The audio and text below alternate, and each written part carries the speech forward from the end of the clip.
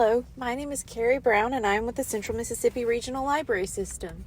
Today I'm going to be reading to you chapters 5 and 6 of Magic Treehouse, Vacation Under the Volcano, written by Mary Pope Osborne.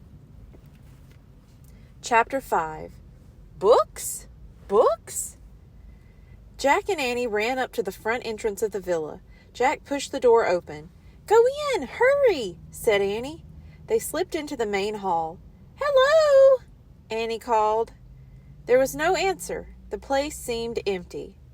The main hall had a large opening in the ceiling. Below it was a small stone pool filled with water. Jack looked at it carefully. "Oh, I bet rain comes through the hole," said Jack. "Then it lands in the pool so they can use it for their water." He started to take out his notebook to make a note. "There's no time, Jack," said Annie. "We have to look in all the rooms for the books." Okay, calm down," said Jack. He put away his notebook and followed Annie. Books, she said, peering into a room off the hall. She moved to the next room. Books. Then she moved on to the next. Jack trailed behind her. Even though she had already checked the rooms, he took a quick peek in each of them. He wanted to see what a house in Roman times looked like. He'd write notes later. The first two rooms had wooden beds. The walls had pictures painted on them. The floors were covered with tiny pieces of colored stone. The third room had a low table with silver dishes on it. 3 sloping couches were placed around the table. The couches were covered with pillows. "This must be the dining room," said Jack. "People from Roman times lay down on couches while they ate. Did you know that?" He looked around for Annie. Where was she? "Jack, come here," Annie called. Jack followed her voice. She was in a garden off the dining room. It had a stone patio, palm trees, and grapevines. In the middle was a pond with a mermaid fountain. Goldfish swam in the water. "Look, there's another room," said Annie. She moved to the door of a room off the garden. She opened the door and peeked inside. Jack looked with her. Along the walls of the room were long shelves with rolls of paper on them. "Rats," said Annie. "No books." She closed the door. "No books in this whole villa. Let's get out of here." "Just a minute," said Jack. "I have an idea." He pulled out his book on Roman times. He found a section called Writing. He read, "Romans used pens made of small reeds.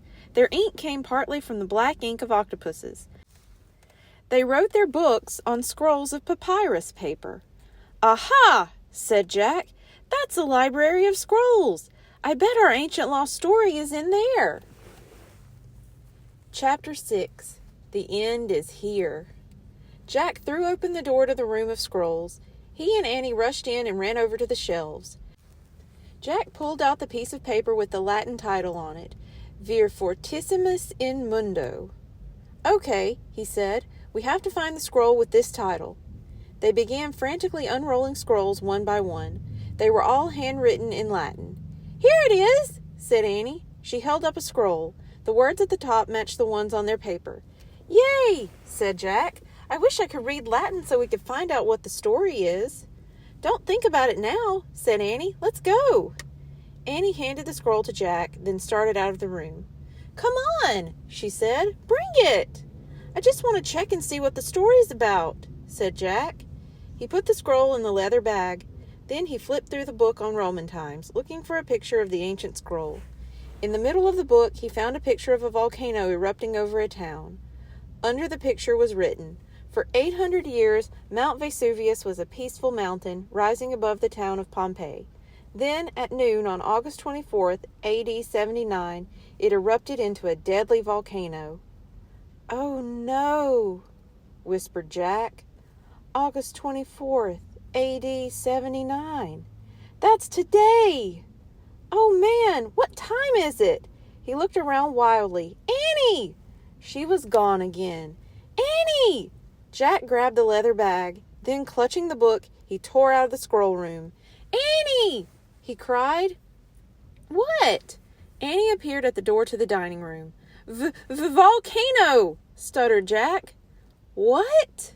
said Annie. It's coming! A volcano at noon!" said Jack. Annie gasped. "What time is it?" cried Jack.